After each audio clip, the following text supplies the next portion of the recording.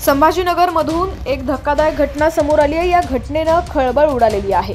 गर्भवती महिलेनं गळफास घेऊन आपलं आयुष्य संपवलंय। विवाहितेनं आत्महत्येपूर्वी आपल्या वडिलांना कॉल केला होता। वडील तिला घ्यायला सासरे येणार होते, मात्र त्यापूर्वीच तिनं टोकाचं पाऊल उचललं। अलका पवन मुटकेर असे या महिलेचं नाव आहे। अलका यांना 1.5 वर्षांची मुलगी देखील आहे। या घटनेनं परिसरात हळहळ व्यक्त केली जाते। घटनेबाबत अधिक माहिती अशी आहे की पती सतत दारू पिऊन छळ करायचा। वारंवार विनंती करूनही त्याचे विवाहबाह्य संबंध थांबले नाहीत। हे कृत्य नातेवाईकांच्या मध्यस्थीनंतर थांबवण्याचं त्यानं कबूल देखील केलं होतं, मात्र त्रास हा कमी झालाच नाही। शेवटी कंटाळून 6 महिन्यांची गर्भवती असलेल्या अलका पवन मुटकेर यांनी गळफास घेऊन आत्महत्या केलेली आहे।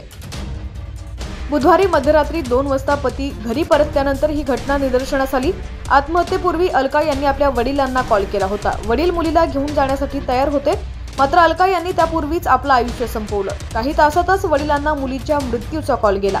या प्रकरणी जवाहरनगर ठाण्यात गुन्हा दाखल करण्यात आलाय। गुन्हा दाखल झाल्यानंतर आरोपींनी या प्रकरणात महिलेच्या पतीसह त्याच्या भावाला अटक केलेली आहे।